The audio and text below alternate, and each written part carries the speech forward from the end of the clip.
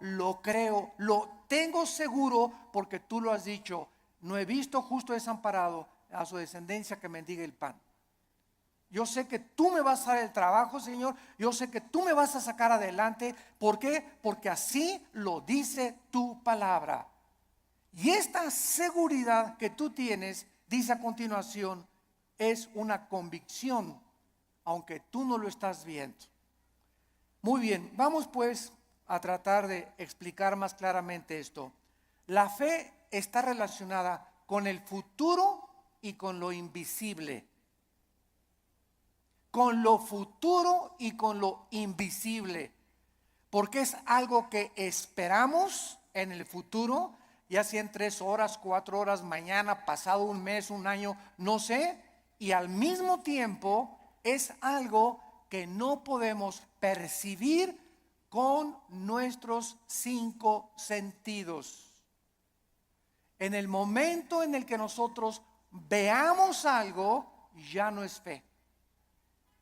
Porque la fe está relacionada con lo invisible. En el momento que lo veo, ya no es fe. Por eso cuando alguien dice, si yo veo un milagro, voy a creer, esto es la antítesis de la fe. Porque es totalmente lo contrario. Primero tenemos que creer, como lo vamos a ver, para ver. ¿Me están siguiendo? No es ver para creer, sino creer primero para que después puedas ver la gloria de Dios manifestada. Muy bien, la fe es la certeza, es una seguridad de algo que esperamos y es una convicción de algo que nosotros no vemos. Esta certeza, ¿quién nos las da? Porque necesitamos una certeza y necesitamos una convicción para que nuestra fe sea sólida y esté basada en un buen fundamento teológico. Esta certeza nos las da la Biblia. Porque solo en la Biblia puedes encontrar las promesas que son futuras para nosotros.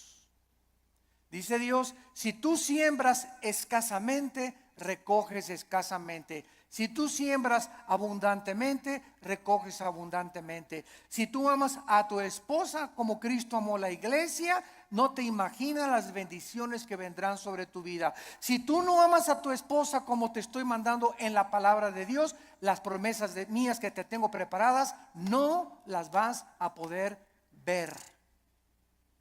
Porque no has creído, porque para que puedas ver la bendición en tu matrimonio, para que puedas ver la bendición en tu noviazgo, para que puedas ver la bendición económica en tu vida y en tus negocios, antes tienes que creerle a Dios y poner en práctica o en acción lo que Dios dice en su palabra. Y la convicción, ¿quién nos las da? El Espíritu Santo. Entonces tenemos íntimamente relacionadas a la Biblia con el Espíritu Santo. No podemos jamás divorciar al Espíritu Santo de la Biblia, ni la Biblia del Espíritu Santo, porque el Espíritu Santo es el autor de la palabra de Dios. Entonces necesitamos entender que el Espíritu Santo es un espíritu de santidad, ¿verdad? Es el espíritu de verdad, es el consolador. Entonces, si yo tengo el Espíritu Santo y quiero caminar con el Espíritu Santo y Él es santo, ¿podrán caminar dos juntos si no estuvieran de acuerdo? No, ¿verdad? Para que yo camine con el Espíritu Santo, tiene que haber santidad en mi vida, porque Él es santo y me toma de la mano.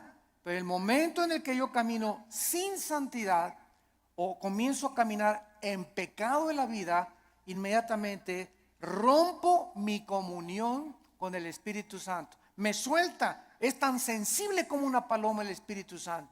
Inmediatamente vuela, no se hace a un lado y me encuentro caminando yo creyendo que Dios está conmigo, creyendo que el Espíritu Santo está conmigo, y estoy caminando en la carne. Es lo que se llama caminar en la carne. Y la carne es muy consagrada, ¿eh? La carne es muy religiosa. La carne adora a Dios y por acá y por allá. Y sin embargo, podemos hacer muchas cosas sin la ayuda de Dios en nuestra vida. Muy bien, veamos ahora que entonces la fe está relacionada con dos realidades eternas e invisibles, con Dios y su palabra. La verdadera fe bíblica está limitada a la Biblia. En otras palabras, hace algún tiempo recuerdo que unas personas me dijeron: Armando, ¿por qué eres tan incrédulo? ¿Por qué no crees que el orito que está cayendo del cielo lo manda Dios y las piedras preciosas que están cayendo en nuestra iglesia son de Dios? Y yo les contesté sencillamente: porque Dios no me manda a creer eso. Yo creo lo que la Biblia dice, pero el hecho de creer cualquier fenómeno o cualquier acción, aunque sea milagrosa, no implica que sea de Dios. Porque el diablo puede hacer fenómenos y puede hacer milagros también. Entonces, no me pueden nadie catalogar ni a poco a ti clasificarte como que eres un incrédulo y no lo crees. Claro que lo creo, pero si está en la palabra de Dios. Pero si yo encuentro en Proverbios capítulo 2 que la Biblia me manda y me dice que busque la sabiduría y no las piedras preciosas y no el oro, ¿qué me está diciendo el Espíritu Santo con esas experiencias que se están manifestando en muchas iglesias? Que estas iglesias están tanto en la carne que está ahora siendo engañadas. Pues quieren eso, quieren circo, maroma y teatro, quieren ver milagros, pues eso les voy a dar, como hizo Dios con los judíos en el desierto. ¿Quieren comida? Pues se las voy a dar hasta que les llegue hasta aquí. Y los atascó de codornices hasta que los volvieran al estómago. Este es un juicio de Dios. ¿Por qué? Porque Dios nos busca que busquemos sabiduría y que no busquemos, ¿verdad?, las cosas que está cayendo ahorita del cielo. Y mira, hermano, le digo, es más diamantina que nada, hombre, esas menso.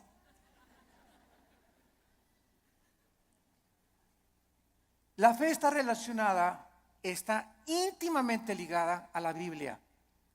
Nuestra fe no es un trapo ungido.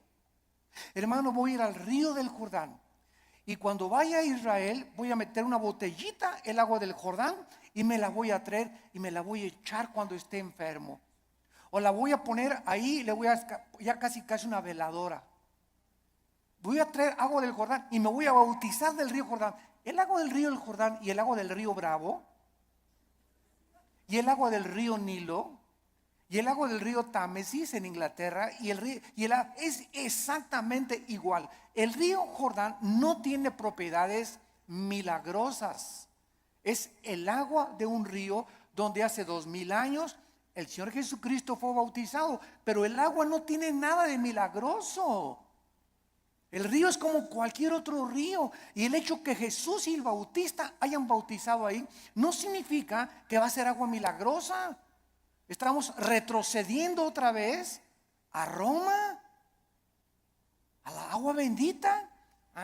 Antes entraba a la iglesia y le metía la mano y me hacía por mí agua bendita, porque le hicieron así y le atribuían propiedades milagrosas. Esto se llama hechicería. Esto es vulgar hechicería. Atribuirle a un objeto, a agua, trapitos o cualquier cosa, poderes milagrosos. Esto es hechicería. Los brujos usan cosas y collares y amuletos, talismanes, patas de conejo. Todo eso está relacionado con el mundo del ocultismo, no con la Biblia. Y les hablo tan claro como el azul del cielo hoy en la mañana, sin tapujos y derecho y a la yugular. Ya no podemos andar con rodeos. Ya no podemos andar diciendo que tenemos que hablar al pan pan y al vino vino. Tú tienes que entender ya claramente qué es la fe. Y ya no estar poniendo un objeto como hace algún tiempo. Me venden un trapito y Ahí va la gente y compra el trapito ungido.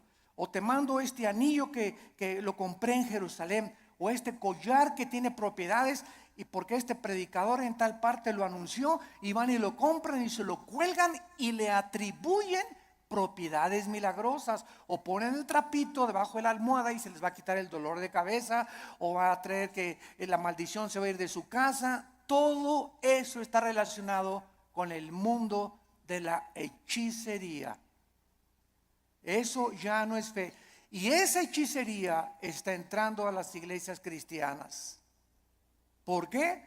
Bueno, hace 2000 años en la iglesia de Gálatas, en Gálatas 5 versículo 1, el apóstol Pablo, si alguien no lo cree, les dice a los Gálatas: ¿quién los fascinó para no oír la verdad? Y esa palabra fascinar en el griego es hechizar. La iglesia de Galacia estaba hechizada, estaba controlada por demonios que habían entrado en falsos maestros y pastores que esta iglesia tenía, y que les estaba enseñando a los cristianos: es que no es suficiente la muerte de Cristo, necesitas circuncidarte, no necesitas poner árbol de Navidad, no necesitas hacer estas cosas, necesitas ahora agregarle a la obra de la cruz algo extra. Cuando la Biblia dice que cuando Cristo murió en la cruz del Calvario, se finí, caput, se acabó, consumado es, no hay nada que agregarle a la muerte de Cristo para el perdón que hemos recibido. Tratar de, después de la gracia de Dios, decir que necesitamos hacer ciertas cosas para completar la obra de Cristo, estamos llamándole que fue incompleta la muerte de Cristo, y esto es una herejía. Hace algún tiempo, bueno, más bien no algún tiempo, hace algunos días, me entrevistaron en un programa de televisión. Y una de las preguntas que siempre me hacen en Colombia, en Guatemala, donde quiera que voy, es: ¿qué se pierde la salvación? Siempre me preguntan esa pregunta. ¿Por qué? Porque el 65-70% de la cristiandad cree que se pierde la salvación. ¿De dónde sacaron esta doctrina? De un hombre llamado Jacobo Arminio, que enseñó, y porque hay 5 versículos de la Biblia, nada más 5 contra más de 500 versículos en la Biblia que enseñan que la salvación no se puede perder. Además que es ilógico teológicamente. Entonces, estos 5 versículos parecen enseñar que la salvación se pierde, como si que te borraré del libro de la vida y que te apartaré y la rama, Juan 15, serán cortados, etcétera, etcétera, que parece indicar que la salvación se pierde. O segunda de Pedro capítulo 2, 22 al 24, que el perro regresa a su vómito, la puerca lavada a lavarse en el lodo. Pero sin embargo, cuando estudiamos estos versículos, nos damos cuenta que los sacaron de su contexto. Miren, es tan simple como esto. Cuando una persona dice que se pierde la salvación, ¿qué está diciendo? Síganme con cuidado. Está diciendo que al llegar al cielo, Pedro le va a decir: a ver, Pancho Pantera, ¿por qué te voy a dejar entrar al cielo? Y tú le vas a contestar: por la gracia de Dios, más me porté bien. Igual a la salvación. Eso es lo que se está diciendo. O sea que la gracia de Dios no fue suficiente. Ahora que ya soy salvo, necesito portarme bien, porque si no me porto bien, pierdo la salvación. Entonces, ¿qué salvación nos dio Dios? ¿Temporal o eterna? Dicen Hebreos 9 y Hebreos 10 que nos hizo eternamente perfectos y santificados. En el momento que recibes a Cristo, recibes la eternidad. Estamos ya en el reino de Dios espiritualmente. La eternidad está dentro de nosotros ya. Pero, y ahora en segundo lugar, ¿por cuántos pecados? Apunta todo esto para que te defiendas. ¿Por cuántos pecados murió Cristo en la cruz? ¿Por los pasados, por los presentes o por los futuros? Por los pasados, los presentes y los futuros. Entonces, si existe un pecado que diga que nos hace perder la salvación, Cristo tendría que volver a morir. Cristo tendría que volver a pagar por ese pecado que te hizo perder la salvación. Porque la muerte de Cristo solamente te perdonó los pasados, pero los que tú cometas, tú eres responsable. Y si hay alguno que cometas, entonces Cristo tiene que volver a morir. Y entonces ya Cristo no murió por los pecados pasados, presentes y futuros, sino solamente por los pasados. Porque los que estás cometiendo, tendría Cristo que estar muriendo muchas veces para estar pagando por ellos. Ahora, si tú cometiste un pecado que te hace perder la salvación, la pregunta de los 64,000 pesos es: ¿cuál es, Pancho? ¿Qué pecado nos hace perder la salvación?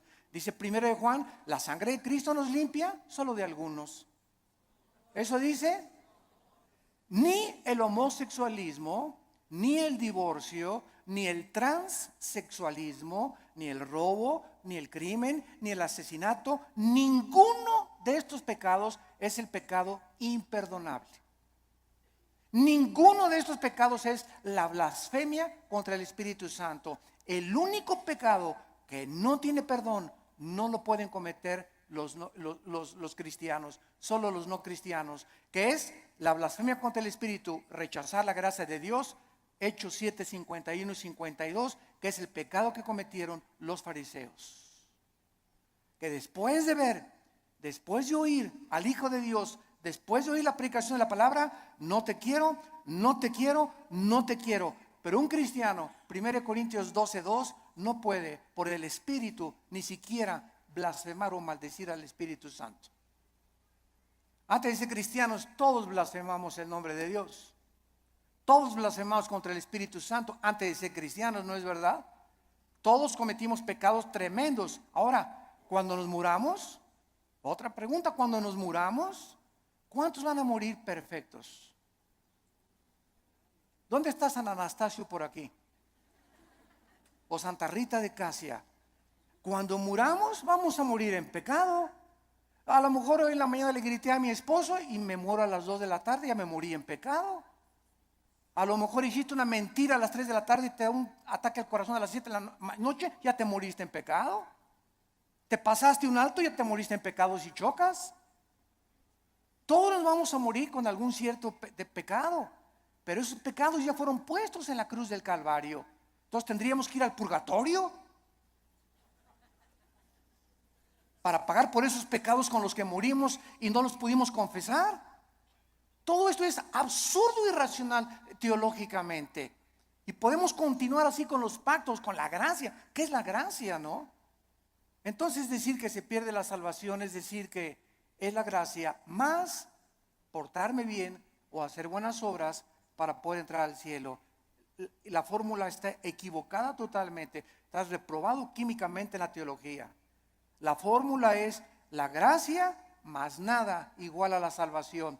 Las buenas obras que nosotros hacemos no son para salvarnos. Ya Cristo pagó por todas mis malas obras pasadas, presentes y futuras. Mis buenas obras que ahora hacemos, síganme con cuidado, Virgen del Socorro. Las buenas obras que nosotros hacemos después de la salvación solamente son para la entrega de recompensas o la pérdida de recompensas en el tribunal de Cristo. El cristiano ya no va a ser juzgado por sus obras en cuanto a la salvación, sino en cuanto a las recompensas. Y la fidelidad va a ser altamente recompensada por Dios. Un vaso de agua que hayamos dado, lo que hemos hecho en el nombre de Dios, pero no está relacionado ya con la salvación. Ya hemos sido justificados por la fe, ya hemos sido santificados y ya hemos sido glorificados desde antes de la fundación del mundo.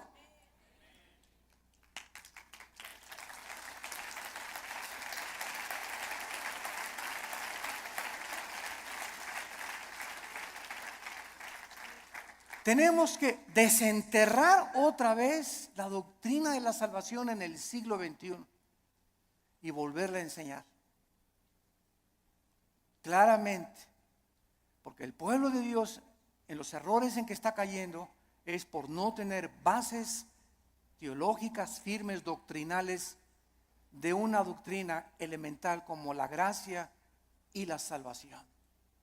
Y por todos lados, porque todo el mundo lo cree, yo también lo creo. Demuéstramelo con la Biblia. Y lo voy a creer entonces.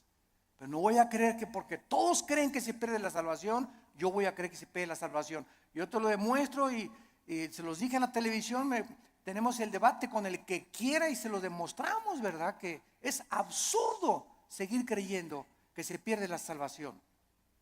Ahora muchos dicen, bueno, como ya no pierdo la salvación, me voy a portar ahora sí, le voy a dar vuelo a la hilacha, ¿verdad? Bueno, dice Gálatas 5:10 que fuimos llamados a libertad, solamente que no usemos la libertad como ocasión para la carne. La persona que dice eso, con que no puedo perder la salvación, puedo hacer lo que quiera, no es salvo. No es salvo. Porque si tienes al Espíritu Santo, no vas a tratar de aprovecharte y tomar la gracia de Dios como una licencia para pecar. Eso demostraría Romanos 6, que pues pecaremos para que la gracia de Dios abunde. De ninguna manera, porque los que hemos muerto con Cristo, ¿cómo vamos otra vez a pecar? O a tratar de pecar voluntariamente. Ya demostraría que ni siquiera tenemos la salvación. Bueno, esto es importante en relación con la fe. Y vamos a ver ahora algunos ejemplos de la fe en algunos versículos en el Antiguo y en el Nuevo Testamento. Vamos a ver en primer lugar el Salmo 27 para que veamos cómo operó la fe en el Antiguo Testamento y tengamos bases más profundas acerca de nuestra fe. Vuelvo a repetir, la fe está relacionada con el futuro y con lo invisible. La antítesis de la fe sería ver, porque caminamos por fe, no por vista. La vista queda excluida de la fe. Y si camino por vista, está excluida la fe. Una de otra están excluidas. No pueden ser las dos verdad. O camino por fe sin ver, o veo y ya no camino por fe. ¿Está claro? Es muy importante aceptar este concepto. Si caminamos por vista, ya no necesito la fe. Si camino por fe, no necesito la vista. Cada una excluye, insisto, la otra. Esto es contrario a lo que el mundo dice. Ver para creer. Esa es la filosofía del mundo. Esa es la dimensión en la que el mundo se mueve. Nosotros hemos entrado a otra dimensión totalmente que dice lo contrario, que necesito primero creer para poder ver. Dice el Salmo 27, versículo 13, cuando David se encontraba afligido, perseguido por Saúl, sin trabajo, escondido en una cueva, criticado, sus hijos de David se volvieron contra él. Bueno, el pobre David, ¿verdad?, tenía todo tipo de tribulaciones iguales a las que tenemos muchos de nosotros. Y David nos manifiesta y nos exhibe una verdad preciosa. Y dice el Salmo 27:13, hubiera yo desmayado, me hubiera tirado la toalla, me hubiera yo desalentado, ya hubiera querido ya ni siquiera ser cristiano, ya ni siquiera quería ir a la iglesia, ya estaba harto. Si yo hubiera mantenido esta actitud mental, hubiera yo desmayado. Me hubiera tirado ya al suelo, ya no quiero ni siquiera vivir. Estoy harto de todo, de mis papás, de la iglesia, de esto, del gobierno. Y sobran cosas que nos pueden llegar a pensar esto. A menos que, repito, seas San Anselmo. Pero todo cristiano llegamos a estar, ¿verdad?, hasta, decimos vulgarmente en México, hasta el gorro. ¿No te has sentido así? No levante la mano. Porque yo estoy seguro que todos la levantaríamos. Si no has experimentado esto, lo vas a experimentar cuando estés casado, o cuando no estés, o cuando nazcan los hijos, o cuando nazcan los nietos, pero todos, hay muchas épocas en la vida en la que nos llegamos a sentir tan oprimidos por los problemas que ya no quisiéramos ni siquiera vivir. ¿Quiénes son los suicidas? Las personas que se les ha cerrado totalmente el mundo, se han sentido sin ninguna ventana, sin ninguna luz, sin ninguna esperanza, sin ninguna solución más que dejar de vivir. Escaparse por una puerta falsa. Y dice David que él había llegado a esa situación y entonces encontramos lo que lo salvó: si no creyera. Si no creyera, ¿qué veré? Primero, ¿qué cosa? Creyó y después venía la vista. Si yo no hubiera creído que voy a salir de esta situación y que Dios me va a mandar a otro esposo, otro novio, que viene el trabajo, si yo no hubiera creído en las promesas de Dios, ya desde cuándo me hubiera aventado desde el puente hasta abajo. ¿Qué es lo que nos sostiene? Creer lo que Dios nos ha dicho. Esa es la fe, lo que nos ha dicho en su palabra. Hubiera yo desmayado si no creyes. Y dice 1 Pedro 1:5 que somos guardados por el poder de Dios mediante la fe.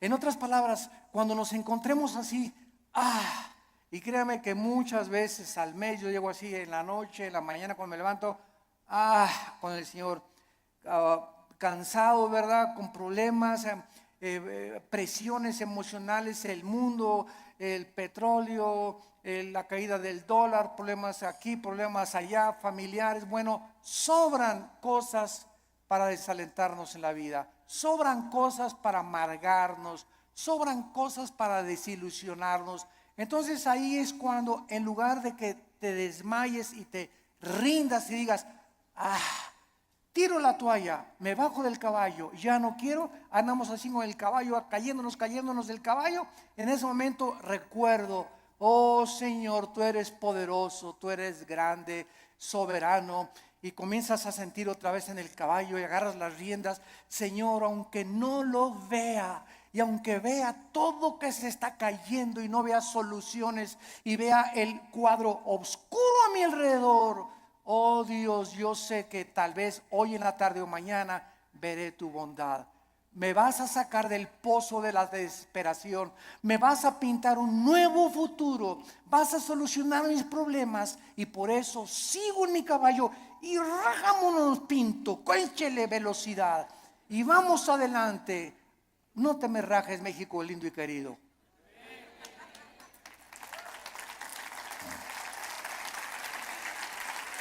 No nos echemos para atrás. Vamos 2-0.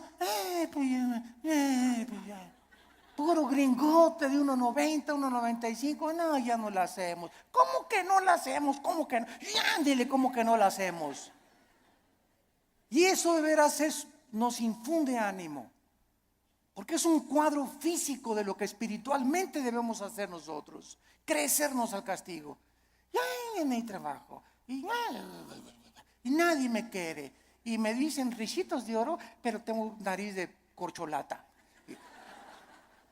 ¿Sabes una cosa?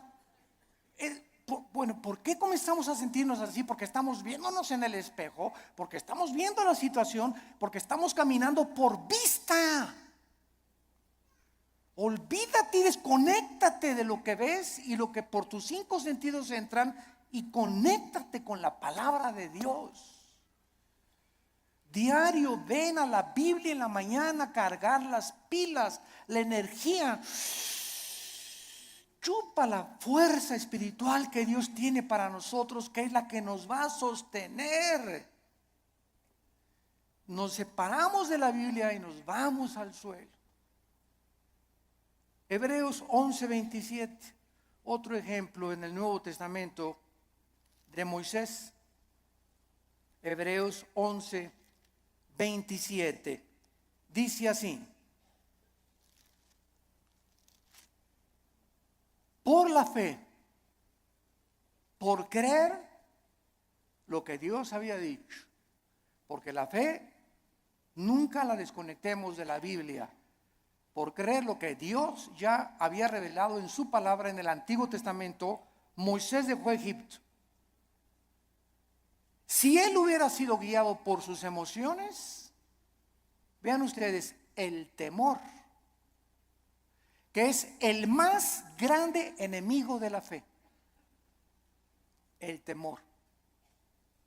El temor es la antítesis de la fe, es lo opuesto de la fe. Si Moisés hubiera dicho: el rey, si me voy me va a mandar los soldados, me mata, me corta la cabeza, él es el emperador de Egipto. Pero Moisés no vio al emperador de Egipto, no el temor que comenzó a meterse, porque el temor así entra como la termita, ¿verdad? Y comenzamos a sentir así que, y el temor, y comenzamos hasta a sudar frío, y comenzamos a temblar por el temor, y saldrá esto, y saldrá de la operación mi abuelita, y podremos, y dejamos que nos domine esta emoción, comenzamos a alejarnos de Dios, y comenzamos a perder el poder de Dios que está viviendo por fe. Moisés dijo: antes de tenerle miedo al faraón, antes de tenerle miedo a su abogado, antes de tenerle miedo a mi suegro, antes de tenerle miedo a mi ex esposo, antes de tener miedo de nada ni de nadie en este mundo, tengo temor de Dios. Y eso fue lo que hizo Moisés. No vio el temor del emperador, los ejércitos que tenía, y dejó Egipto. No fue gobernado por el temor, sino creyó lo que Dios le había dicho y venció sus emociones. Porque se sostuvo como viendo físicamente a Dios. ¿Eso dice? Ese está en tercera Pancho 3:1. Porque se sostuvo viendo algo que no se veían con sus ojos, ni se experimentaba empíricamente con sus 5 sentidos. Se sostuvo por algo que nadie podía ver, pero él sí podía ver, y podemos ver los cristianos, que es a Dios. Viendo al invisible. ¿Con qué ojos lo vemos? Con los ojos de la fe. Es un par de ojos que el Espíritu Santo nos ha entregado, que el mundo no tiene.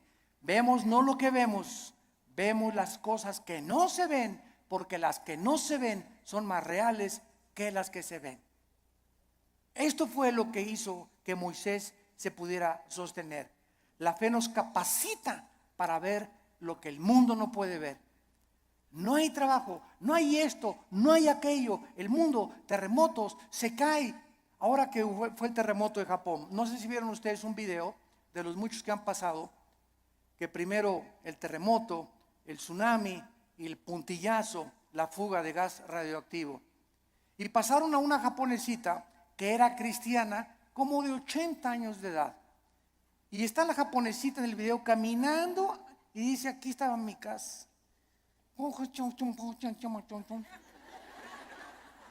Y para todos lados estaba viendo, y ahí estaban mis hijos, y ahí vivía mi sobrino, y se queda la japonesita como de 80 años de edad, sin nada ni nadie en el mundo, ni una cobija donde acostarse, y se hace así las cabezas y dice: pero tú me seguirás sosteniendo. Bueno, las lágrimas comenzaron a caer de mis ojos. Pero fue así una cosa, ¿verdad? Para poner una película. Ahí estaba mi familia, ahí estaban mis papás, ahí estaban mis hijos, mis nietos, aquí estaba mi casa. No hay nada. Imagínate, de la noche a la mañana quedarte sin familia, ni vecinos, ni papá, ni mamá, ni nada, y levantar los ojos: pero tú me seguirás sosteniendo. Esa es la fe. sostenidos viendo lo que no se ve, con los ojos y la seguridad y la certeza y la convicción de lo que Dios ha dicho: no te dejaré ni te desampararé, aunque se acabe todo a tu alrededor. Veamos ahora en Juan capítulo 11. Juan capítulo 11, versículo 39 y 40. Se muere Lázaro. La familia de Lázaro eran las hermanas Marta y María. Marta es un ejemplo de la mujer afanada, María un ejemplo de la mujer que se acerca a Dios. Pero las dos nos representan a todos nosotros. No porque te digas Marta vas a ser afanada, ¿verdad? Pero es un ejemplo solamente de que todos nosotros padecemos esta debilidad, de que muchas veces queremos ver para creer, y tenemos que dominar esa tentación y ese impulso de nuestra antigua naturaleza. Entonces aquí en Juan 11:39 dijo Jesús: quiten la piedra. Marta, la hermana del que había muerto, dijo: Señor, y ella, porque es de 4 días. Jesús le dijo: ¿no te he dicho que si crees, verás? Ahí está otra vez. Marta, tú no tenías que haber visto que se alivió ahorita. Hemos llegado al punto que lo dejé morir, porque Cristo dejó morir a Lázaro. ¿Se acuerdan que cuando le avisaron? Señor, Lázaro se está muriendo. No hizo caso. Y era el mejor amigo de Jesús y la familia que lo hospedaba y le daba de comer a Jesús, y tenía según un cuartito especial para Jesús cuando pasaba por ahí Jesús. Y no hizo caso Jesús, y Lázaro se murió. Y ya que tenían 3 días, Jesús dice a los discípulos: vamos a donde está Lázaro. Y ahora sí, como decimos en México, ¿ya para qué? ¿Ya para qué? ¿Ya para qué? Pues ¿cómo que ya para qué? Pues eso decimos nosotros, pero no lo dice Jesús ni Dios tampoco. Y llega Jesús, los discípulos: ¿ya para qué, Señor? ¿Ya para qué? Ya pierdes tu tiempo. Y es que todo, dice Cristo, lo hice llegar a este punto, y te estoy haciendo llegar a este punto donde pierdas tu trabajo, donde tengas esa enfermedad, donde pases esto. Estoy llevando las cosas al extremo para que cuando estén en el extremo, ahí pueda yo ser grandemente glorificado por tu vida. Yo cuántas personas he visto que se enferman de cáncer y que son sanadas y que dicen: Dios mío, hasta los médicos, pero esto es un milagro.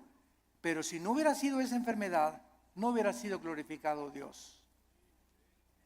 Si no hubieras perdido tu trabajo y un trabajo te viene milagrosamente, ¿cómo podrías decir: Señor, solo tú pudiste haberme dado este trabajo? Fue un milagro. Así como ayer la selección mexicana fue un milagro que ganara. Pero aquí no se mete, ¿verdad?, la fe. O sea, 2-0 decimos, ya al 2-0, yo ya iba a pagar la televisión. La neta.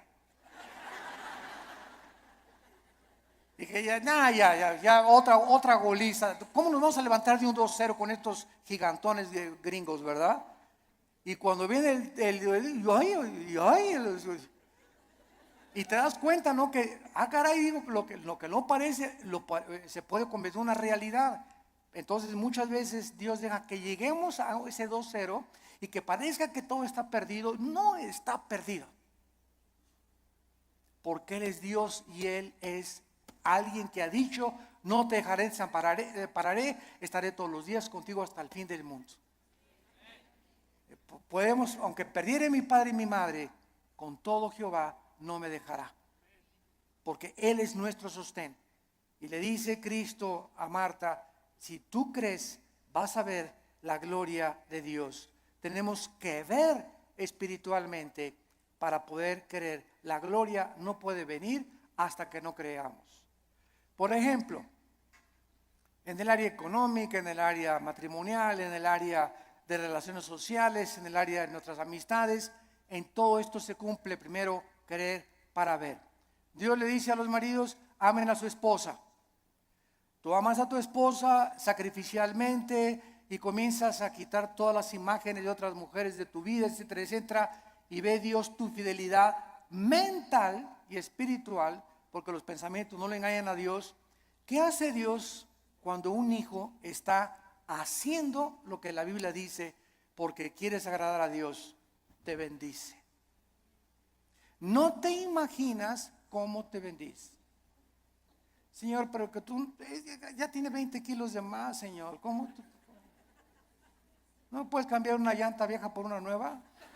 Como dicen en Guanajuato, ¿verdad? Y sabes una cosa, que cuando estamos casados no es solamente la pasión. La pasión dura la luna de miel 3 o 4 días y dura también en el triunfo del amor. Pero todas esas pasiones que tú ves y esos enganches que se dan en esas cosas no duran.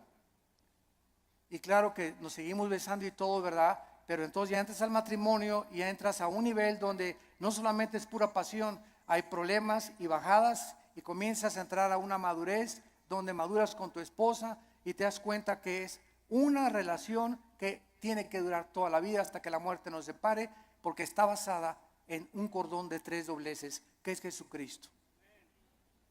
Entonces ya no está basada tanto en el físico como en una relación espiritual, porque los matrimonios que duran son los matrimonios que los dos son discípulos de Cristo. Cuando dos caminan hacia Dios, es como un triángulo. Dios está en la punta del triángulo y aquí está el hombre y la mujer. Cuando el hombre y la mujer caminan los dos siguiendo a Cristo, cada vez están más cerca el uno con el otro, porque más cerca están de Dios. Y ya podemos vencer esas cosas de cámbiame, la verdad. O es que no vas a tener Miss México toda tu vida. ¿Qué querías, verdad? Que tu esposa te durara así. Tiene que dar a los 50 años tu esposa, a los 60 años tu esposa. El cuerpo se deforma, igual él tiene panza de Santa Claus ya también, ¿verdad? Pero nos seguimos queriendo. Entonces nuestra antigua naturaleza demanda ver para creer, puesto que depende de los sentidos, pero no de la palabra de Dios. Y vemos en penúltimo lugar 2 Corintios 4. 2 Corintios 4, versículos 17 al 18. Y dice el apóstol Pablo, esto es tremendo. Estamos tratando de encontrar la fe en el Antiguo y en el Nuevo Testamento en algunos pocos versículos. 2 Corintios 4, 16 y 17 al 18. Por tanto, otra vez dice Pablo, no desmayamos. Qué peligroso es darnos por vencidos. Qué peligroso es tirar la toalla en la vida cristiana. Qué peligroso es desesperarnos. Qué peligrosísimo es desanimarnos. Qué peligroso es. Porque cuando un cristiano es animado, pa' que ya, se te viene una horda de demonios que van a agravar tu situación. Se va a convertir en una cosa crónica en tu mente. Vas a comenzar a sufrir unas depresiones. Las personas que sufren de depresión continua, todos somos deprimidos de vez en cuando. Pero cuando somos deprimidos ya 3, 4, 5 días deprimido, estás bajo ataque del maligno. Porque el fruto del Espíritu es paz, gozo y amor. ¿Por qué has llegado a esa situación que estás así, que ni te toquen porque brincas? Porque tienes una semana, 2, 3 semanas que te soltaste la palabra. Y comienzas a desmayar porque no estás aferrado a la palabra de vida. Por tanto, no desmayamos, dice el apóstol Pablo. Antes, aunque nuestro cuerpo exterior se va desgastando, el interior, no obstante, se renueva de día en día. ¿Saben ustedes que lo peor que existe para una persona es verse en el espejo? Bueno, claro que tenemos que peinarnos, ¿verdad? Y rasurarnos, etcétera, etcétera. Pero cuando ves, Ya tengo 50 años, viejito ya.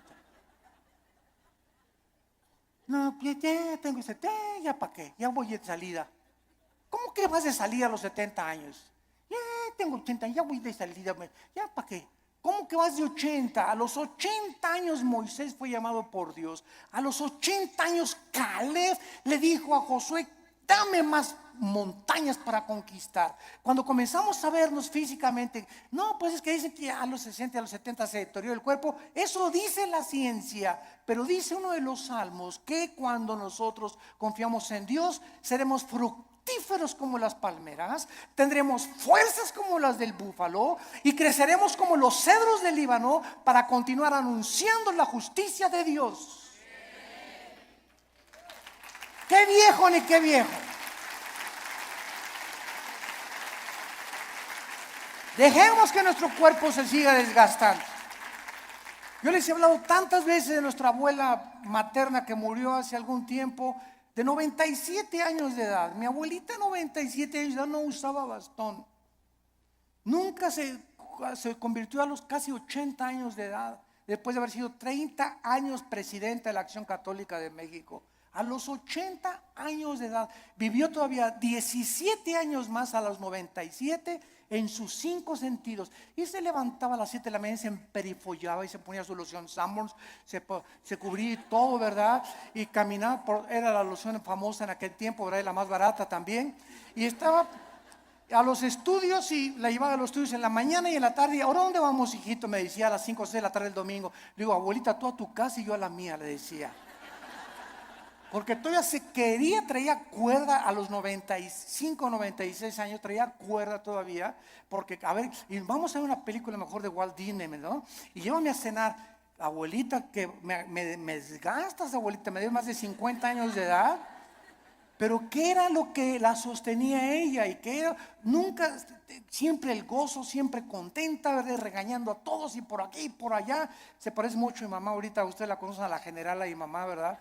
Sobre todo los que van a Liti, pero es esa energía que necesitamos tener. Y no estar, ya tengo, cacle, cacle, cacle, cacle.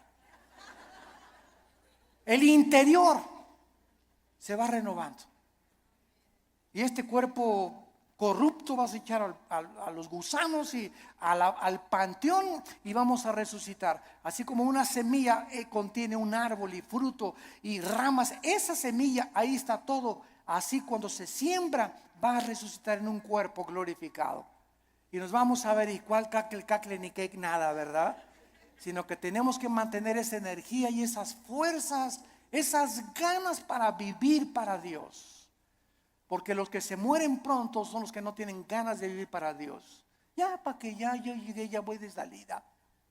Tienes que hablarle a tus nietos y tienes que hablarle a tus viejitas y tienes que ir a los asilos a predicar. No te encierres nada más, cacle, cacle, cacle. Nada, hay mucho que hacer todavía. La energía la tenemos por dentro. Y olvídate por afuera, no te veas en el espejo. Ve lo que Dios está haciendo internamente con tu alma. Dice Pablo, porque esta leve tribulación momentánea, miren nada más cómo considera Pablo la vida. En primer lugar, los problemas, las aflicciones y los sufrimientos son leves.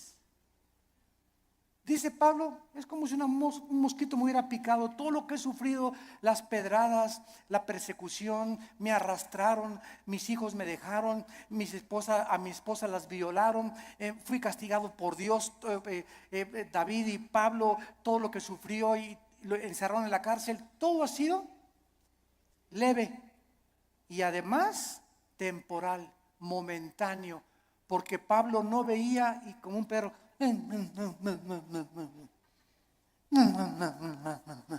pobre de mí, ya no me quieren ni mis nietos, se acuerdan de mí, ya nadie me quiere. Y comienza a ser como un perro ahí en el rincón, lamiendo tus heridas y compadeciéndote, y esa autolástima que va a hacer que te hundas y te pintes más rápido. Que te vayas, más rápido. A veces me olvida que no estoy con los jóvenes. Es leve y es temporal, produce en nosotros un cada vez más excelente peso de eterna gloria. No mirando las cosas que se ven, no mirando las cosas que se ven, ahí está otra vez la fe. Si miran las cosas que se ven, nos desmayamos, nos desanimamos, nos hundimos. Miremos las promesas de Dios, sino las que no se ven, porque las que se ven son temporales, pero las que no se ven son eternas. Gracias por tu palabra, Señor. Señor, gracias por alimentarnos, edificarnos, animarnos con tu palabra. Gracias por aclararnos tantos conceptos que están siendo atacados, estamos siendo invadidos por doctrinas extrañas que se han acabado aceptando como si fueran la verdad. Regresemos a la Biblia. Volvamos otra vez a abrir las páginas santas de la Biblia para que el Espíritu Santo alumbre nuestro entendimiento y podamos ver la gloria de Dios en la faz de su Hijo Jesucristo. Gracias porque sin esta fe, sin creer en lo que tú nos has dicho, no existe ninguna otra manera en que te podamos agradar, porque así tú, Señor, lo has determinado. En esta mañana muchos de ustedes que nos ven a través de la televisión y aquí presentes, tal vez eran crédulos y tú le llamabas fe a lo que te habían enseñado en tu familia o en tu religión, sin saber en qué estaba basada lo que te habían enseñado. Pero la fe requiere de conocimiento. Ya es hora que brillemos, ya es hora que levantemos la lámpara. Todos los 70s, 80s y 90s del siglo XX persiguieron a la Biblia, persiguieron al cristianismo, persiguieron a los pastores en Latinoamérica. Yo recuerdo cuando fui a la universidad a la conferencia en la Facultad de Filosofía y Letras, cómo querían burlarse todos. Ay, ya llegó el padrecito, así me decían, ya llegó el padrecito. A ver de qué nos va a hablar el padrecito, porque como ellos no tienen respuestas, creen que nosotros tampoco las tenemos. Y cuando nos enfrentamos a auditorios y les demostramos que hay más evidencias científicas en la creación bíblica que en la famosa teoría de la evolución. Cuando alguien te diga y tú le preguntes, bueno, ¿cuál es tu punto de vista o tu perspectiva de cómo te imaginas que creó el universo? ¿Qué te van a contestar? Pues por ahí anda una enseñanza, una ideología que se llama el Big Bang o la grande explosión traducida. ¿Y qué significa esto? Que pues los físicos y se imaginan, porque no se puede probar científicamente, que pues comenzó con una explosión en el universo. Y entonces de esa explosión se formó todo lo que nosotros vemos. Cuando las propias leyes de la física, la primera y la segunda ley de la termodinámica, contradicen el Big Bang. Virgen del Socorro. Me atrevo a decir esto. La misma física que dice la primera ley de la termodinámica, nada se crea, se destruye. La segunda ley, todo tiende al desorden, a la oxidación, a la destrucción, a la corrupción. Nunca del desorden se ha formado el orden, por el amor de Dios. Entonces, ¿cómo podemos estar defendiendo una teoría que la aceptamos ciegamente? Porque mi maestro me la enseñó. Porque tu maestro no tiene ninguna otra explicación.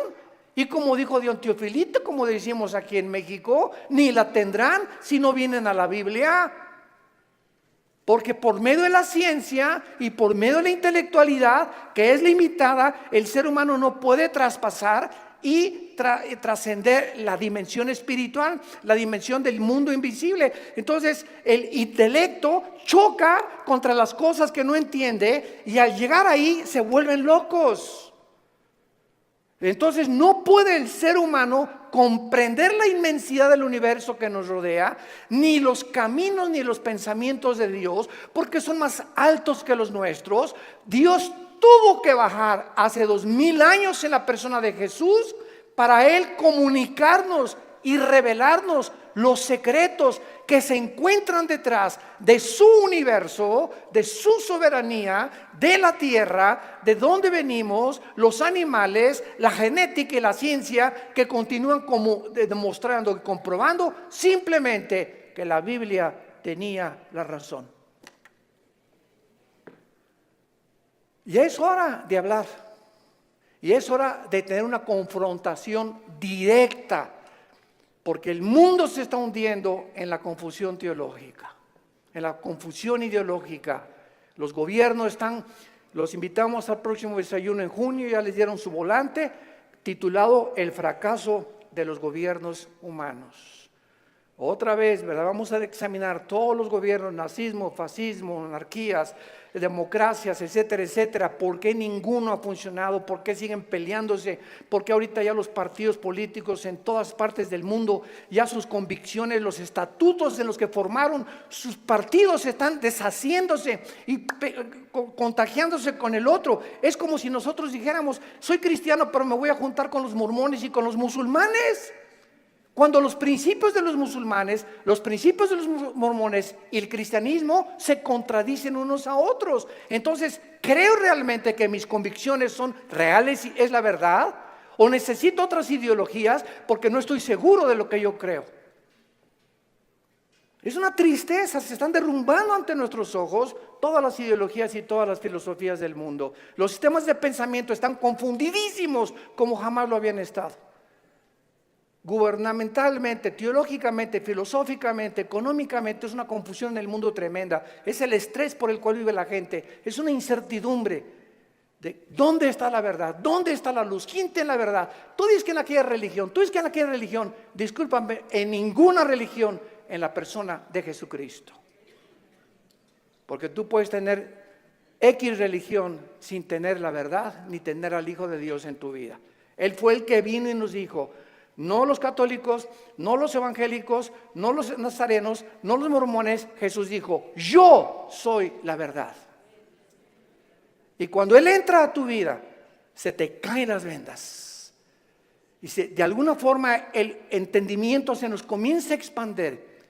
Y solo Dios, el Espíritu Santo, puede hacer que nuestra mente se abra para que cuando vengamos a la Biblia podamos entender, porque la Biblia, el autor es el Espíritu Santo. Necesito al Espíritu Santo morando en mí para comprender los pensamientos de Dios. Ven a la Biblia sin el Espíritu Santo y vas a chocar contra los pensamientos de Dios, porque el hombre natural no entiende las cosas del Espíritu, porque para él son locura, porque estas cosas no se intelectualizan, estas cosas se disciernen espiritualmente. Veamos estos pasajes a continuación que nos van a servir de base para poder dar una explicación y comenzar ya a levantar la bandera de la fe. Dice en Romanos 5, versículo 3: y no solo esto, sino que también nos gloriamos en las tribulaciones, sabiendo que la tribulación produce paciencia. Alguien viene sin el Espíritu Santo y lee este versículo, la conclusión a la que llega dice: esto lo escribió un loco. ¿Cómo puede alguien que está atravesando tribulaciones o problemas gloriarse? Inmediatamente se enfrenta esta persona con una pared. Pero es que esta persona no entiende que las próximas palabras es que estas tribulaciones y estos sufrimientos, Dios los está usando para formar nuestro carácter, que si no sufrieras, de otra manera no podrías aprender muchas cosas en la vida que solamente a través del sufrimiento se aprenden. Dice Salomón en Proverbios: el sufrimiento purifica el corazón. Esta es la razón por la cual comenzamos ya a entender, y cuando comenzamos a entender los pensamientos de Dios Y aunque no vamos a ser libres de sufrimiento, por lo menos Dios va a entrar a nuestra vida y nos va a dar una esperanza para que en ese valle de sombra y de muerte tengamos paz. Para que en medio de las tribulaciones que tú estás atravesando y en medio del divorcio que estás ahorita enfrentando y el abandono de tu esposo y el abandono de tu esposa y el abandono de tus padres, por lo menos en medio de ese horno de fuego donde que tú estás atravesando, Jesús está contigo. Y aunque no se va a acabar hasta que Él venga todas estas cosas, Él nos da la fuerza para resistir hasta el final con gozo. Y la paciencia solamente es el fruto de las pruebas y las tribulaciones. ¿Se imagina lo que la Biblia dice? ¿Y para qué quiere la paciencia, Señor?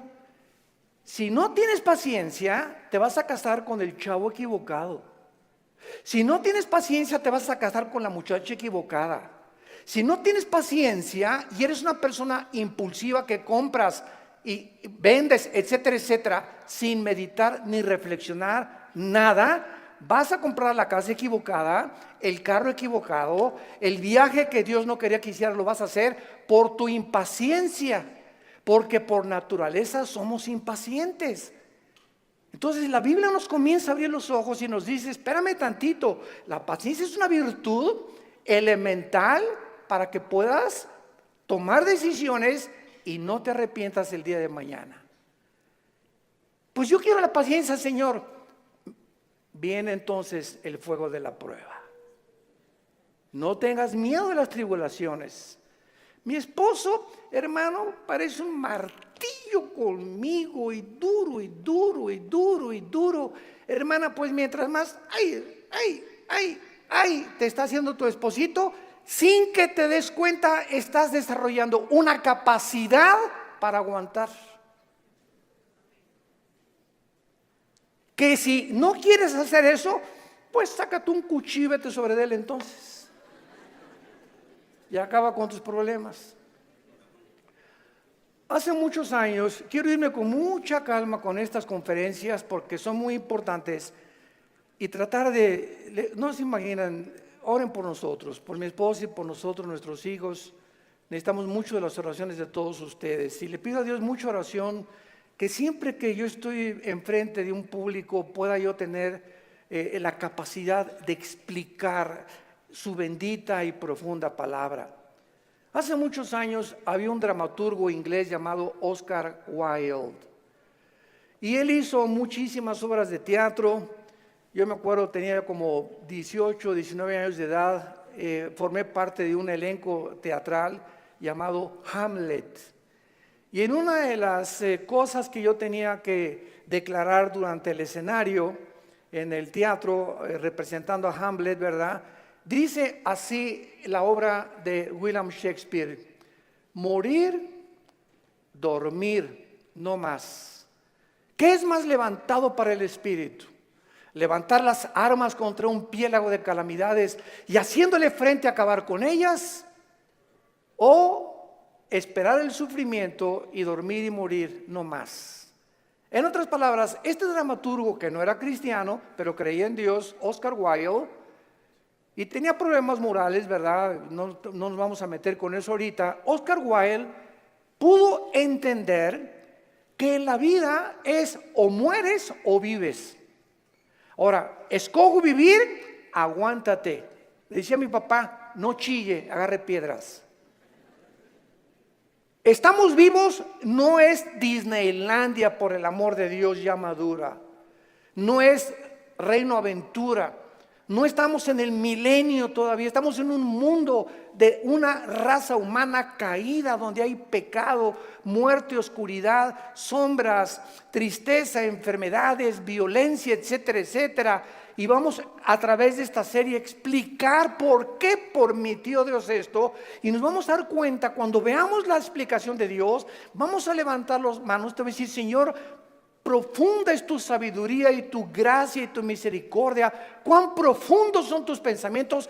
Y yo era como era porque no entendía. Ahora entiendo, Señor, y te alabo y te bendigo. Y va a venir una paz sobre tu vida que sobrepase el entendimiento, que te va a dar la fortaleza de seguir viviendo para Jesús. Y este es el propósito de esta serie que he tratado de preparar para todos ustedes y los que nos escuchan. Las tribulaciones nos producen paciencia. Necesitamos la paciencia. La segunda es Santiago capítulo 1, versículos 2 y 3. Santiago capítulo 1, 2 y 3. Hermanos míos, otra vez parecía que estuviera loco Santiago, de cual fumó. Tengan por sumo gozo cuando se hallen en diversas pruebas. ¿Quién puede llegar a esa conclusión, verdad? Gózate cuando te corran de tu trabajo. Gózate cuando pierdas tu casa. Gózate cuando tienes algún problema, ¿verdad? ¿Por qué me voy a gozar? Porque esa prueba que estás atravesando está produciendo paciencia. Otra vez, Santiago está de acuerdo con Pablo para poder, con diferentes palabras, decirnos que las pruebas producen paciencia.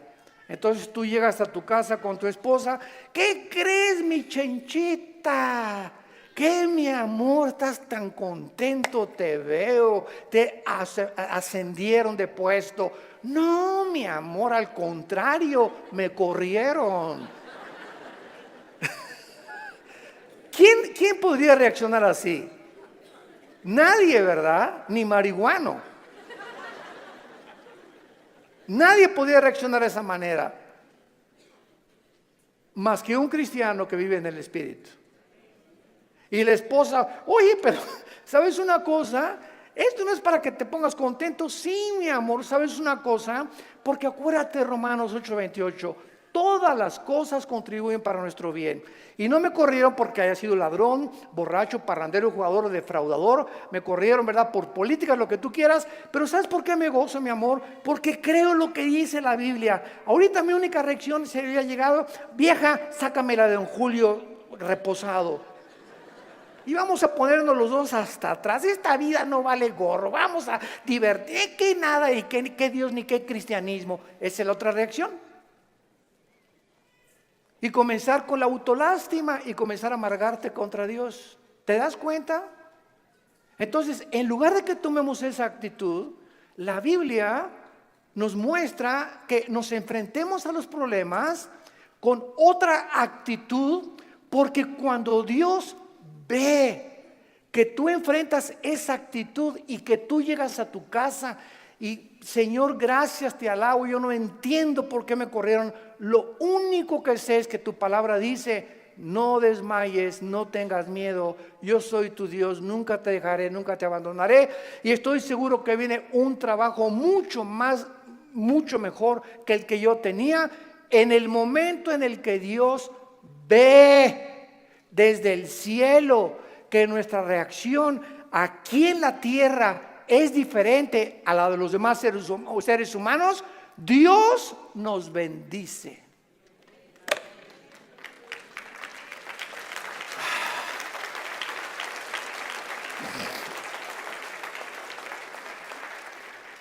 Porque sin fe, ¿y cómo se demuestra la fe? Actuando al contrario de nuestros sentimientos y emociones. Hebreos 11:6.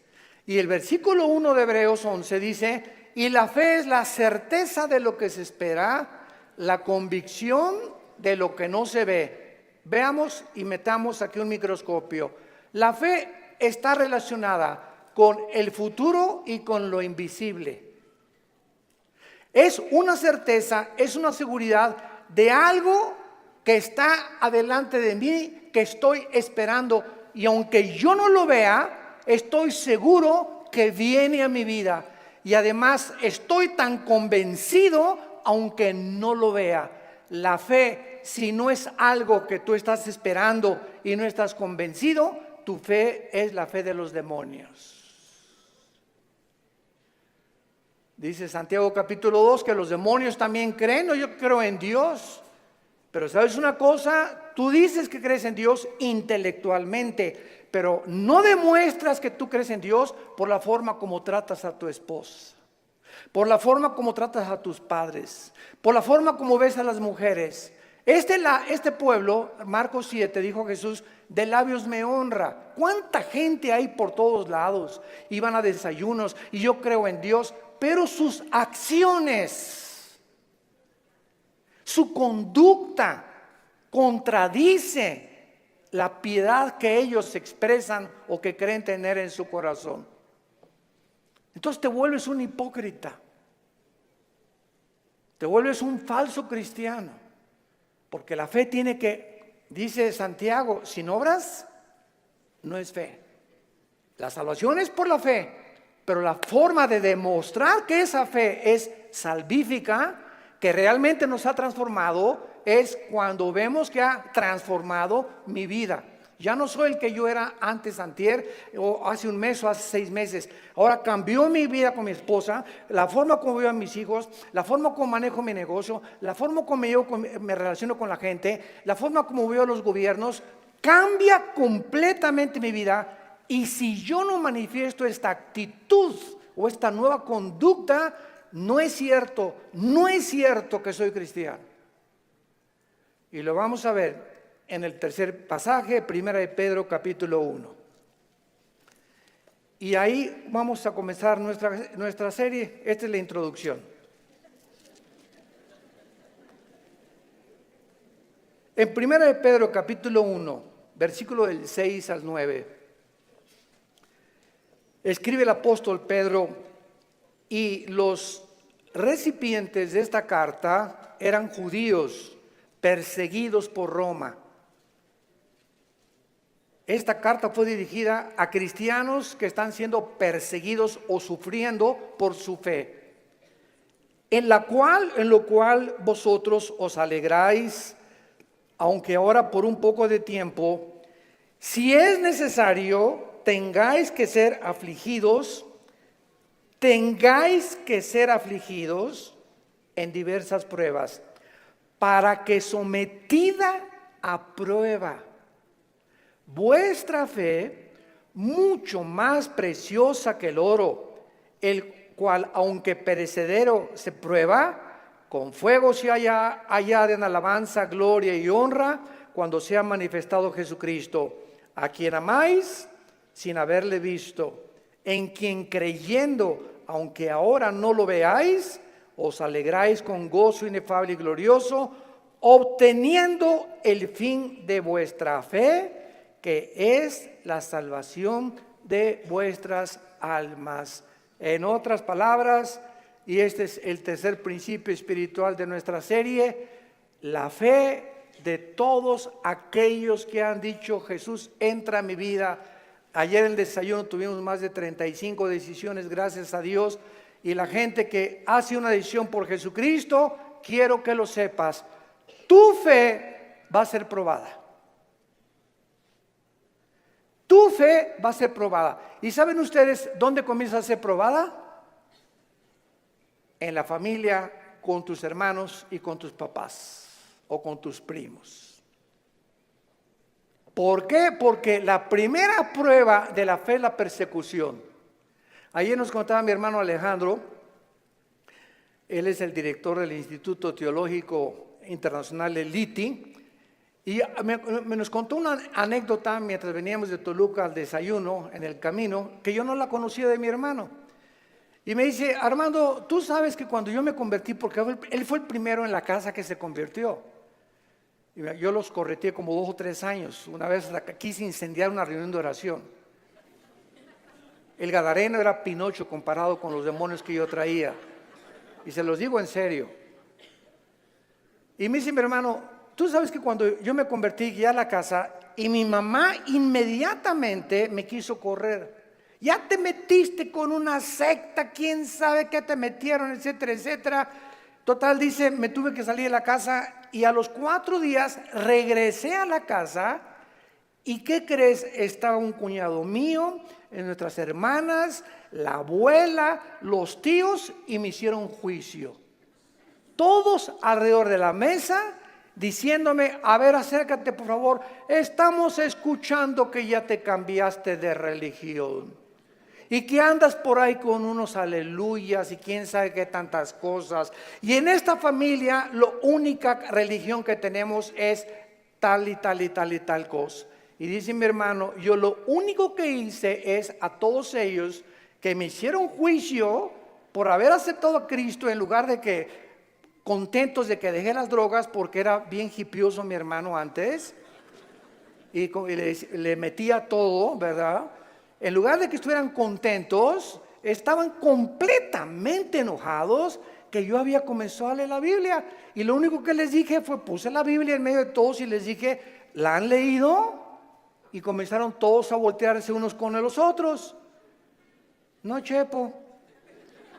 Pues si no la han leído, ¿qué base tienen para juzgarme que yo estoy mal? Porque si no es la Biblia la base de nuestra fe, ¿qué es entonces?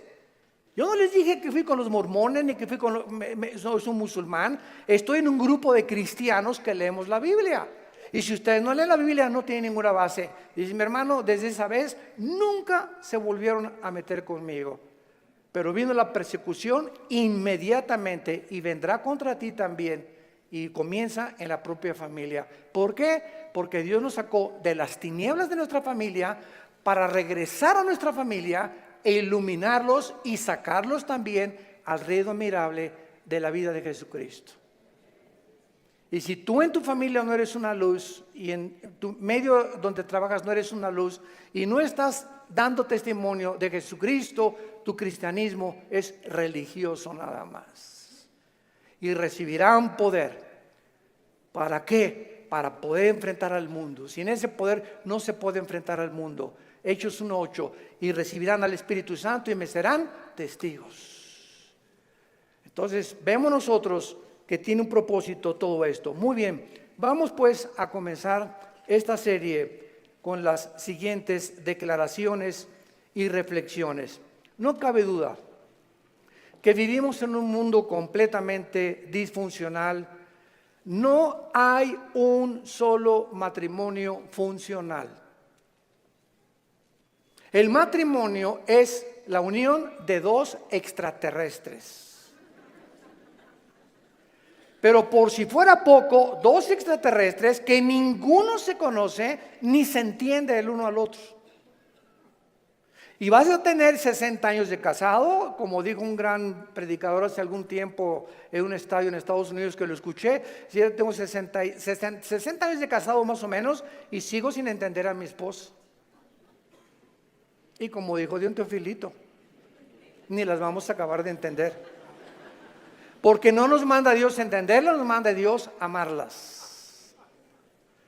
Entonces, cuando nosotros comprendemos esto, que no hay un matrimonio, o sea, no hay un matrimonio perfecto, es lo que quiero decir. No hay un matrimonio donde todo, en la luna de miel, John Travolta y se casó con esa muchacha que se parece a la Madonna y vamos a ser felices y qué guapo, ¿verdad? Y tiene coche. Todo eso desaparece después de la luna de miel. Comienzas a enfrentarte con una persona imperfecta de los pies a la cabeza, peor todavía si no son cristianos. Si con cristianos se lucha y se sufre, imagínate no siendo cristianos, ¿no? Por eso hay tantos divorcios. Entonces te enfrentas con una persona, con una mujer que no sabes cómo tratarla, no sabes, de todo chilla, no sabes por qué chillan las mujeres de todo. Habla, parece perico de África como habla mi esposa. Es que a las mujeres Dios les dio esa capacidad de hablar hasta por los, quién sabe por dónde más. Hasta por los pies hablan las mujeres. Y nosotros, ¿verdad? O sea, tú sabes una cosa, cuando tú hablas con una persona, en el momento en que te paras a escuchar a una persona, no sé si ustedes lo sepan, la Biblia nos los muestra, el hecho que te estés concentrando en escuchar lo que está diciendo, estás emanando energía, te estás desgastando. Cuando Jesús lo tocó a la mujer, ¿se acuerdan ustedes la mujer con el flujo? Alguien me tocó. ¿Por qué? Porque dice, energía salió de mí. Todo el sufrimiento que ella tenía se lo transmitió y Jesús en su hipersensibilidad sintió inmediatamente. Oye, le dijeron los apóstoles, pero todo el mundo te toca. No, hay alguien que me tocó con el propósito de recibir algo de mí y lo sentí en mi espíritu. Es una hipersensibilidad espiritual tremenda. Pero cuando tú te sientas con alguien, entonces esta es la razón por la cual mujeres, los hombres nos sentamos y viene tu esposa y 15, 20 minutos y a los 10 minutos no tenemos la capacidad, yo no sé cuántos de ustedes sean superhéroes, ¿no? Pero la mayor parte de los hombres no tenemos la capacidad de oír más de 10, 15 minutos. Comenzamos, sí, amén, gloria a Dios, mi amor. Sí, es cierto, sí, te amo, tienes toda la razón, ¿no? Comenzamos ya con el avión, etcétera, etcétera. Pero ustedes las mujeres, mi esposa se junta con otra mujer, o cuando se juntan las pastoras, y 6 horas sin parar. Yo llego a los restaurantes, me recoges a las 7, sí voy a las 7, y ahí está, digo, oye, mi amor, te dejé a las 2 de la tarde, y sigues en la mesa platicando con ellas. Y se despiden y están en la puerta del restaurante, bye. Y en la noche llega y le siguen hablando por teléfono. Señor mío y Dios mío, Jesús, María y José y el burrito que los acompaña, así son. Dejémoslas, felicitémoslas, pero no las contradigamos, mucho menos, porque así las hizo Dios. Las mujeres tienen 7 días al mes que sus hormonas cambian drásticamente en la famosa menstruación. Y durante esos 7 días no te atrevas a decirle nada. No te atrevas a tocarla tampoco, ni sexualmente tampoco, porque está prohibido en la Biblia. Son tiempos en el que vuela la mosca y se ponen a llorar, hipersensibles. Es una semana en la que hay que yo te llevo el desayuno a tu cama, mi amor, yo le voy a lavar los trastes, yo te lavo la ropa del bebé o lo que sea, ¿verdad? Y comienza el hombre a entender la naturaleza femenina, que no estamos para que ellas nos sirvan, no son nuestras esclavas ni nuestras sirvientas. Y cuando comenzamos a darles lo que ellas necesitan, porque las comenzamos a comprender, es cuando vienen las bendiciones de Dios. Es cuando vienen las bendiciones de Dios. ¿Por qué estamos haciendo así? Y no somos mandilones, eso no es ser mandilón. Lo hacemos porque Dios nos dice, ama a tu mujer como yo te amé desde la cruz. Con un amor sacrificial. Y cuando yo veo sacrificarte por tu esposa, te voy a bendecir como no te imaginas. Porque el mal que le hagas a tu esposa se te regresa. Es como un boomerang. Se te regresa, dice en Efesios capítulo 5. Nadie aborreció su propia carne, sino que la cuida y la sustenta como Cristo a la iglesia. El daño, las groserías, los gritos, el adulterio mental que traes contra tu mujer se te regresa y detiene las bendiciones de Dios. Y vas a comenzarte a encontrar desesperado, ya no te puedes gozar en las pruebas, ni en las tribulaciones, ya no tienes paz, ¿verdad? ¿Por qué? Porque necesitas otra vez venir a la cruz y pedirle perdón a Dios por la forma como has tratado a tu compañera, a tu amante, a tu esposa, a la madre de nuestros hijos. Ahí viene. ¿Por qué lo hacemos? Por la fe. Y sin esta fe es imposible que yo agrade a Dios. Vivimos un mundo disfuncional. Tenemos que entender esto. Y todas estas circunstancias nos hacen volvernos a la pregunta, que es la que vamos a desarrollar en esta serie: ¿por qué Dios no detiene la maldad? Muy buena pregunta, muy válida filosóficamente. ¿Por qué Dios no detiene tanta destrucción y tantos sufrimientos? Es la pregunta que permanece en las mentes de la mayor parte del ateísmo, y muchas veces no solamente los ateos, sino también de los mismos cristianos. La única diferencia, escuchen esto, señores ateos que nos escuchan, en cualquier programa que haya en el mundo de televisión o de radio o en cualquier foro, nunca a un ateo ni a un agnóstico le van a hacer estas preguntas, nos las van a hacer a nosotros. Porque los ateos no tienen respuestas.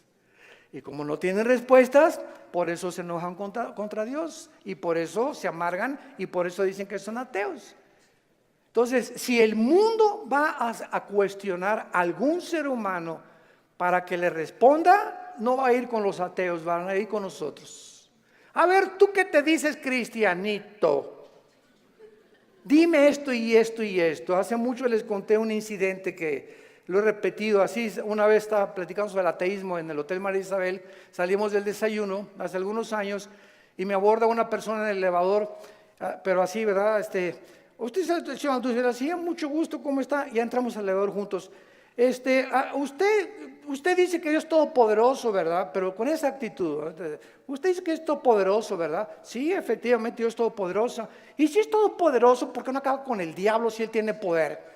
Y le contesté, porque comenzaría con usted.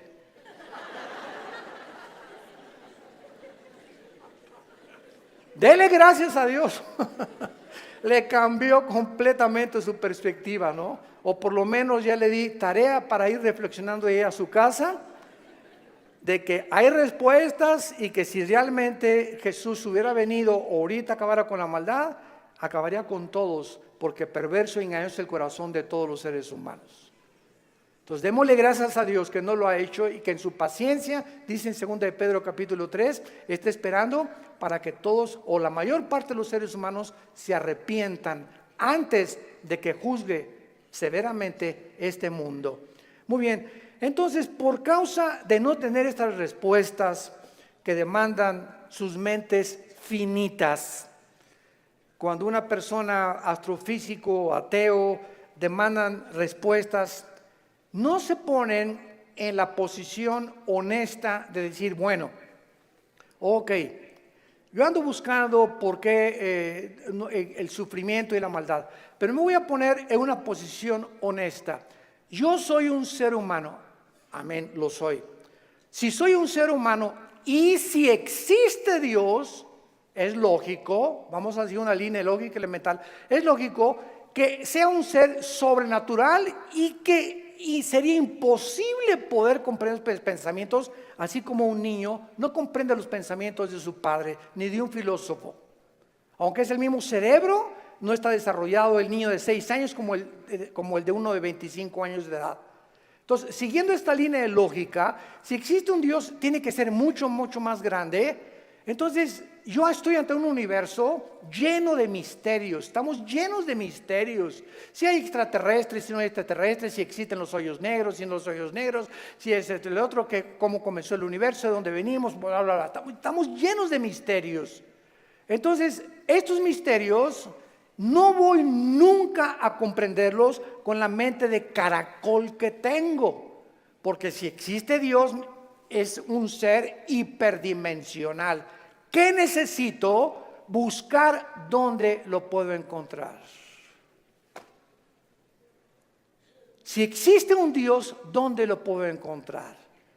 Entonces hay mucha gente honesta intelectualmente que se envuelve en religiones. Entonces, por eso Sigmund Freud, el padre del psicoanálisis freudiano, dijo es que el ser humano busca a Dios porque tiene miedo a la oscuridad y a lo desconocido.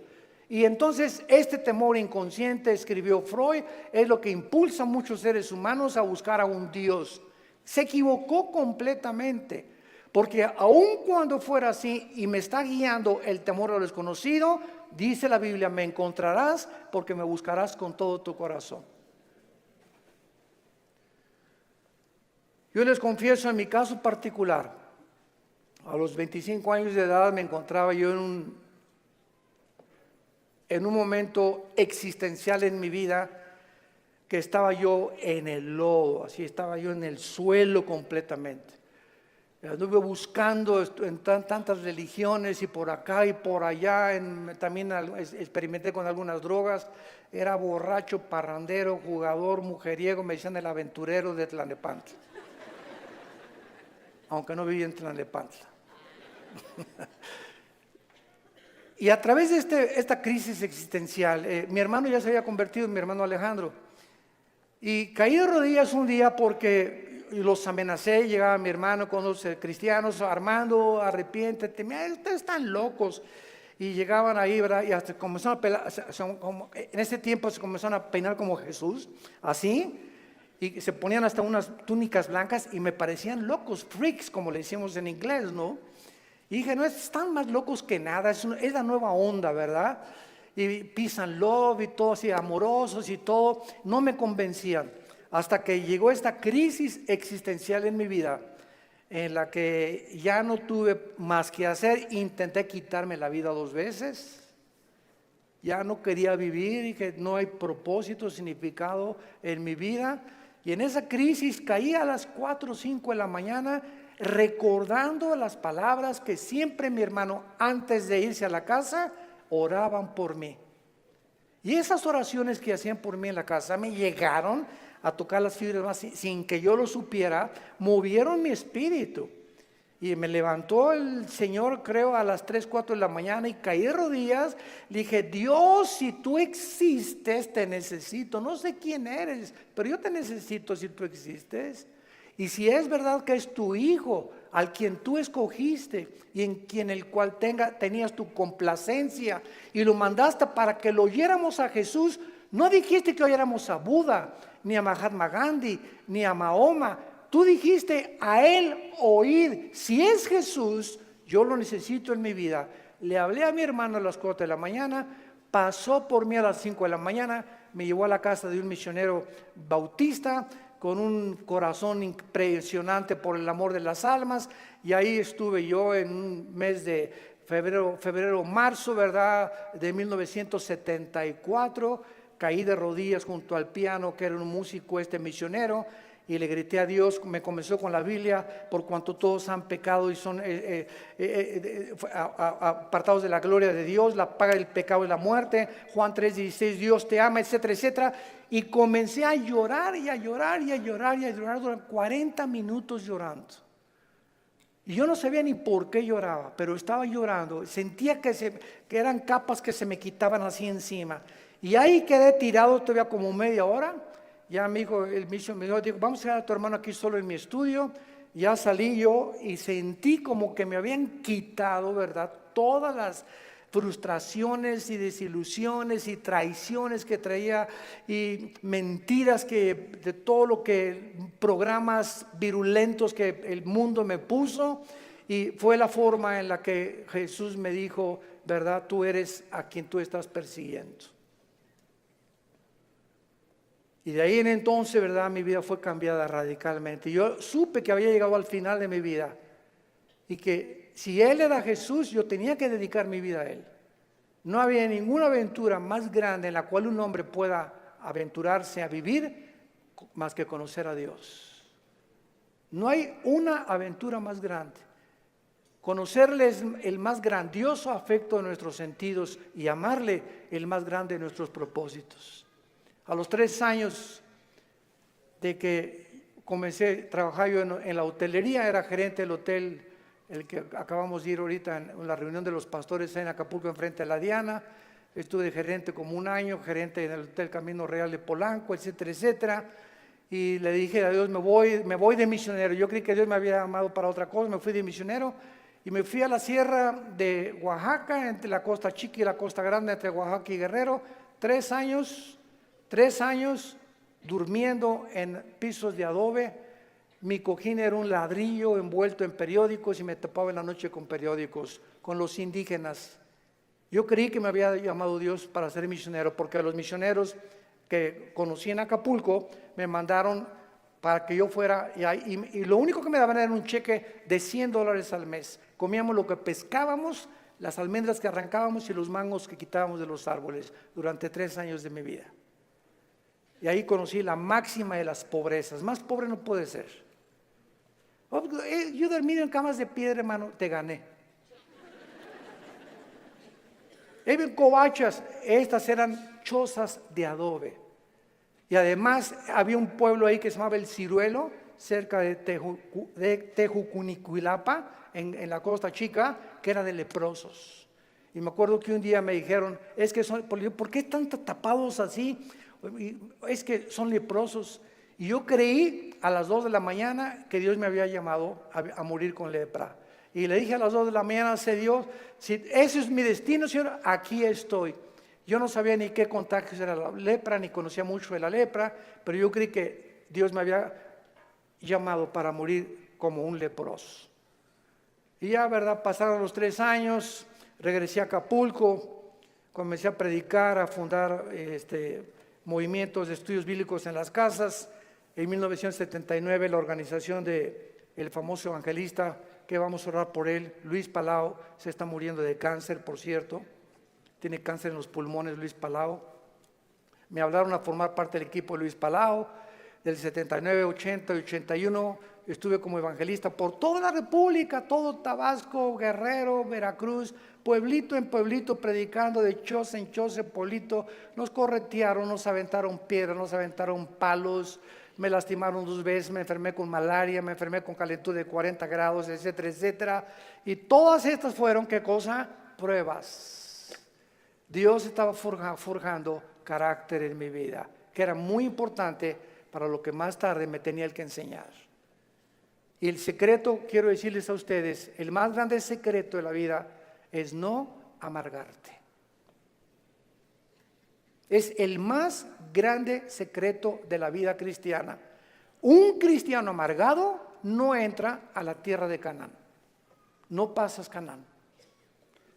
Dice Hebreos 12 que bloquea la gracia de Dios, la amargura. No importa lo que nos hayan hecho, lo que nos digan. Me acuerdo en los 80s cómo nos calumniaron. Me dijeron que me había casado 4 veces, que tenía hijos hasta en Iztapalapa, 15. Bueno, es increíble. Y todavía me dicen que de vez en cuando han oído esos rumores, ¿no? Ya le gané a Salomón. Puras mentiras. Pero el diablo es encargado de verdad de buscar la forma de desprestigiarte, de impedir. Pero ¿sabes una cosa? Que nuestro destino no depende de lo que la gente piensa. Nuestro destino depende de Dios. Y nadie puede arrebatarte ese destino que Dios te ha dado. Nadie, absolutamente nadie. Y para terminar, sí existen respuestas, y mientras todo se aclara y mientras nuestra poca y chica y limitadamente intelectual comprende, y ahorita comenzamos ya con el Espíritu Santo a entender muchas cosas más que sin el Espíritu Santo imposible poder comprenderlas, Dios nos deja 2 consuelos. El primero, la resurrección de nuestra vida. Vamos a volver a vivir. Hijo, ten calma. No importa lo que estás pasando, cuando tú mueras y resucites, vas a tener el cuerpo que anhelabas tener. Si eras chaparrito y pelón, vas a ver el cuerpo que te voy a dar. Si te decían la tintorera de Tlanepantla, vas a ver la belleza que te voy a dar. Y lo que hemos sufrido, las enfermedades, todo lo que pasemos aquí, no nos imaginamos. Y la esperanza de que vamos a tener un cuerpo fue que Jesús se levantó de los muertos. Él es la esperanza y la gloria de nosotros. Vamos a volver a vivir. Y todo lo que hayamos sufrido y lo que hayamos afligido, y si acabaste en silla de ruedas o no silla de ruedas, o con cáncer o no cáncer, o lo que hayas pasado, no va a ser comparable con las glorias que en nosotros se van a manifestar. Y la segunda consuelo es que vamos nosotros realmente a tener un mundo nuevo, donde reine la justicia y la paz y la equidad. Viene ese mundo que anhelamos y que queremos cambiar por las revoluciones armadas, por la guerra, por la política, por la educación. De ningún esfuerzo humano el mundo va a cambiar. hasta que Jesucristo regrese con todos nosotros a establecer su reino milenial. La pregunta en esta mañana es la siguiente: ¿estás tú preparado si tú murieras esta noche para encontrarte con tu Dios? ¿Estás preparado? ¿Estás seguro que tienes a Jesucristo? Asegúrate en este momento recibiéndole como tu Señor y Salvador. Inclina tu cabeza y dile estas palabras.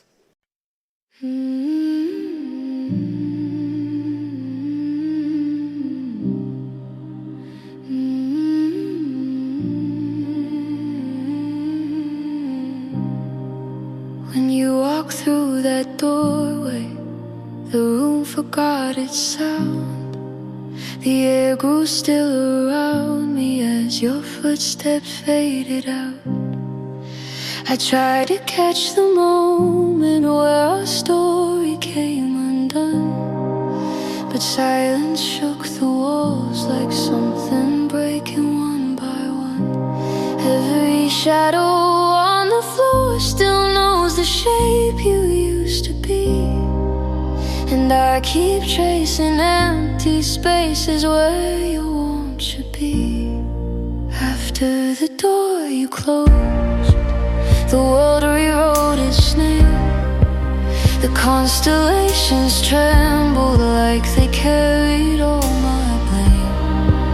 And every night I wander through the echoes you once chose, trying to find myself after the door you closed. The windows catch the daylight, but they fail to make it bright.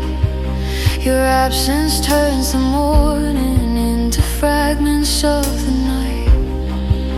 I keep replaying heartbeats that no longer pulse the same, a constellation fading as it slowly loses flame.